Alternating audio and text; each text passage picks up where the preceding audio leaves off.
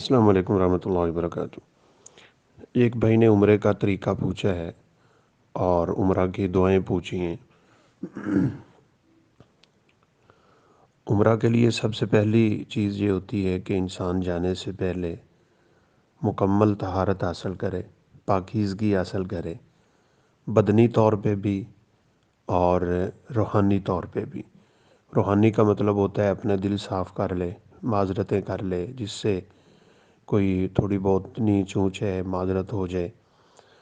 پھر غسل کرے، اپنے بال وغیرہ صاف کر لے پہلے، اور پھر اس مبارک سفر کے لیے نکلے۔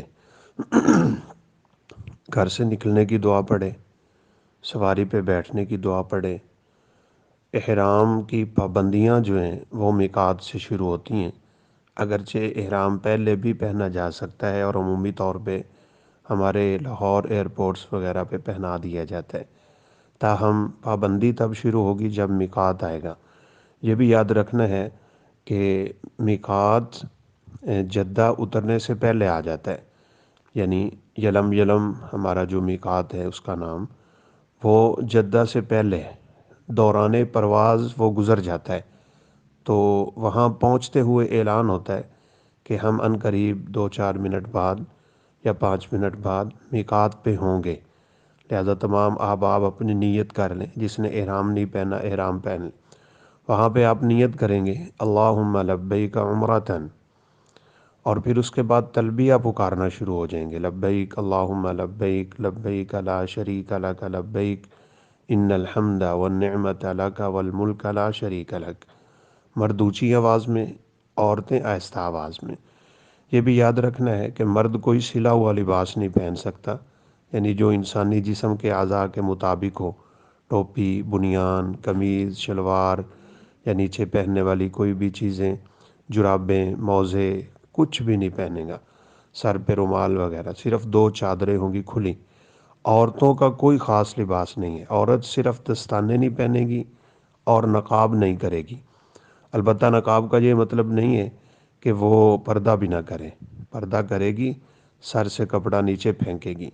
دونوں مرد و عورت میاں بیوی والے تعلق قائم نہیں کریں گے، میاں بیوی کے درمیان ہونے والی شہوت کی باتیں نہیں کریں گے، خوشبو کا استعمال دونوں کے لیے منع ہے، مرد اکیلے کے لیے سر ڈھانپنا منع ہے، اور سلا ہوا لباس استعمال کرنا منع ہے۔ مکہ مکرمہ پہنچ کے سب سے پہلے آپ کو رہائش پہ لے جائیں گے، وہاں سامان رکھیں، سامان رکھنے کے بعد بیت اللہ کی طرف جائیں گے۔ مسجد حرام میں داخل ہوتے ہوئے وہی دعا پڑھیں جو مسجد میں داخل ہوتے ہوئے پڑھی جاتی ہے، بسم اللہ اللہم افتح لی ابواب رحمتک، یا دیگر جو بھی دعائیں ہیں۔ بیت اللہ پہ نظر پڑنے کی دعا اگرچہ کوئی خاص نہیں ہے، لیکن علماء کہتے ہیں کہ اس وقت دعا قبولیت کا وقت ہوتا ہے، کوئی بھی دعا اس وقت کی جا سکتی ہے۔ البتہ ایک دعا جو سلف سے ثابت ہے، اللہم زد ھذا البیت تعظیما و تکریما و تشریفا، کہ اے اللہ اس گھر کو مزید عزتیں دے، اس کو مزید برکتوں والا بنا، اور تشریف یعنی اس کو مزید رتبے مقام والے نصیب فرما دے۔ پھر مرد اپنا دایاں کندھا ننگا کر لے گا، یہ یاد رکھنا ہے، اگر فرضی نماز کا ٹائم ہو تو نماز پڑھنی ہے، وگرنہ تحیت المسجد کے طور پہ یہاں طواف ہی ہوتا ہے۔ مرد اپنا دایاں کندھا ننگا کرے گا، عورت نے کچھ بھی نہیں کرنا۔ عورت جرابیں پہن سکتی ہے، نقاب نہیں پہنے گی۔ پاؤں میں ایسے جوتے نہ ہوں جو جرابوں کی طرح اوپر والے ٹخنوں کو بھی ڈھانپ لیں، ٹخنے ننگے ہونے چاہیے مردوں کے۔ بسم اللہ اللہ اکبر کہہ کے حجر اسود کے سامنے سے طواف شروع کریں گے، اور چکر آپ کا شروع ہو جائے گا۔ رکن یمانی اور حجر اسود وہاں پہ جائیں گے تو علم ہو جائے گا۔ ان کے دوران ایک دعا پڑھنا مستحب ہے، اور وہ ہے ربنا آتنا فی الدنیا حسنہ وفی الآخرۃ حسنہ وقنا عذاب النار۔ اس کے علاوہ طواف میں کوئی خاص دعائیں نہیں ہیں، آپ ذکر کریں، آپ تلاوت کریں، دعائیں پڑھیں، درود پڑھیں، استغفار کریں، وہ آپ کو کھلی چھوٹ ہے۔ 7 چکر مکمل ہو جانے کے بعد 2 رکعتیں ادا کرنا ہوں گی مقام ابراہیم کے پیچھے۔ اس وقت مرد اپنا کندھا جو ہے اس کو پھر سے ڈھانپ لے گا۔ پھر وہاں سے آپ صفا مروہ کی طرف جائیں گے، درمیان میں زمزم پینا، سر پہ بہانا، یہ سنت ہے۔ صفا پہاڑی پہ کھڑے ہو کے بیت اللہ کی طرف رخ کرنا ہے اور یہ دعا پڑھنی ہے، ان الصفا والمروۃ من شعائر اللہ فمن حج البیت او اعتمر فلا جناح علیہ ان یطوف بہما لا الہ الا اللہ وحدہ لا شریک لہ لہ الملک ولہ الحمد وہو علی کل شیء قدیر۔ یہ دعا بھی ساتھ پڑھنا ثابت ہے۔ لا الہ الا اللہ وحدہ انجز وعدہ ونصر عبدہ وحزم الاحزاب وحدہ۔ اس کے بعد آپ اپنی مرضی کی کوئی بھی دعا پڑھ سکتے ہیں۔